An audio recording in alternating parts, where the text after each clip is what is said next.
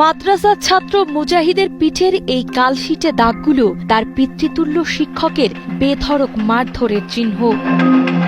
সামান্য গোসল করতে দেরি করার অপরাধে মাদ্রাসার হেফজ বিভাগের শিক্ষক হাফিজ নাজমুস সাকিব 7 বছরের শিশুটিকে অমানবিক নির্যাতন করেন। আমি গোসল করি না দেখা হুজুর আমার মারছে, হুজুর আমার একবারই দিয়া অজ্ঞান বানাই লেছে।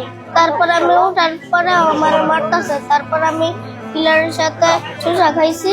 তারপরে আমি কষ্ট করে উঠতে বলতেছিলাম আমি গোসল করবো, তবু আমার মারতাছে, আমার মারার ছাড়ে না।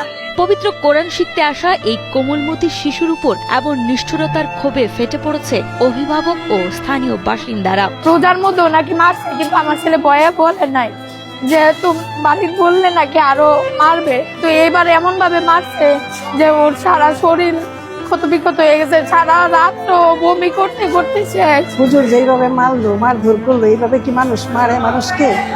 এভাবে মারলে বাচ্চাটা মরে যেতে পারে। বাচ্চাটা ছোট বাচ্চা, কলিজায় রাখলে, ফুসফুসে রাখলে বাচ্চাটা মরে যেত। এখন যে হুজুর এই কাজ করছে, এই হুজুরের সঠিক বিচার চাই, সঠিক বিচার চাই। আর হুজুরকে যদি আমি পাইতাম আমি নিজে, তাহলে আমি এইভাবেই মারতাম। পরিবার জানায় মুজাহিদকে কোরআনে হাফেজ বানানোর স্বপ্ন নিয়ে মাদ্রাসাতুল আবরার আরাবিয়া মাদ্রাসায় ভর্তি করা হয়েছিল, কিন্তু শাসনের নামে তার উপর যে বর্বরতা চালানো হয়েছে তা কোনোভাবেই মেনে নেওয়া যায় না। মারধরের পর শিশুটি গুরুতর আহত হলেও মাদ্রাসা কর্তৃপক্ষ পরিবারকে কিছুই জানায়নি। পরে খবর পেয়ে পরিবারের সদস্যরা তাকে উদ্ধার করে নরসিংদী জেলা হাসপাতালে ভর্তি করেন। ইমন চোরেরও মারে না মানছি, হ্যাঁ তো কোনো অপরাধ করছে না শিশু মানুষ। ইমন মায়ের মারছে, সেরায় বইসে হয়ে থাকতে পারছে না, সেরায় মায়ের মরার অবস্থা। পরে তারে আমরা জেলা টানছি, জেলা টাইনা ভর্তি করছি।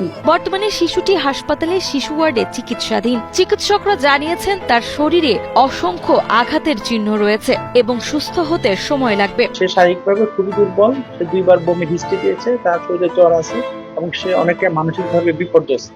তার পিঠে, হাতে, পায়ে ব্যথাঘাতের চিহ্ন। 5-7 দিনের মধ্যে সে হয়তো শারীরিকভাবে সুস্থ হয়ে উঠবে, কিন্তু মানসিকভাবে সুস্থ হয়ে উঠতে কিন্তু তার বেশ কিছুদিন সময় লাগবে। এদিকে ঘটনাটি জানাজানি হলে এলাকায় ব্যাপক চাঞ্চল্যের সৃষ্টি হয়। পরিস্থিতি বেগতিক দেখে মাদ্রাসা কর্তৃপক্ষ অভিযুক্ত শিক্ষককে বহিষ্কারের কথা জানালেও পুলিশ দ্রুত পদক্ষেপ নিয়ে তাকে আটক করেছে। সে গোসল করে নাই, খেলাধুলা করতেছিল, আওয়াজ হচ্ছিল, তারা অনেকবার আদেশ করার পরেও সে যায়নি। তো এই কারণে আমি এই অমানবিক আচরণটা কিভাবে ভুলে করে ফেলছি, সেন্স ছিল না। নারী সন্তান তুল্য ছাত্র মুজাহিদ এক শিক্ষকের মাধ্যমে আঘাতপ্রাপ্ত। আমি তাৎক্ষণিক ফোনে ওনাকে সান্ত্বনা দিয়ে এবং আশ্বস্ত করি এই প্রতিষ্ঠানে মুচলেখা দিয়ে এই শিক্ষক অনেক বিলম্বে এই প্রতিষ্ঠান থেকে বহিষ্কার করা। আমরা ঘটনাস্থলে গিয়ে শিক্ষককে আমাদের হেফাজতে নিয়ে আসি, তার ব্যাপারে যথাযথ আইনি পদক্ষেপ গ্রহণ করে আমরা বিজ্ঞ আদালতে তাকে প্রেরণ করি।